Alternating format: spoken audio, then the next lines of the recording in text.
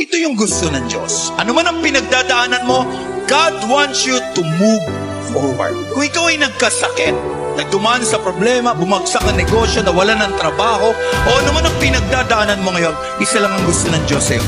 Move forward. Naiintindihan ni Lord na napipigatan ka. At kapag humihinto ka, naiintindihan ni Lord. Pero hindi niya na maiintindihan kung hindi ka natatayo. Hindi ka nababangon, hindi ka nalalakad, hindi ka na magpapatuloy. Kapag sunod-sunod na yung palo, umiyak ka kay Lord. Humingi ka ng tawad. Don't have that defeated mindset. Hindi kalooban ng Diyos na ang laman ng isip mo ay palaging natatalo ka. Ang kalooban ng Diyos, anak ka niya at mananalo ka at pagpapalain ka ng Diyos at may inihanda siyang mabuti para sa iyo.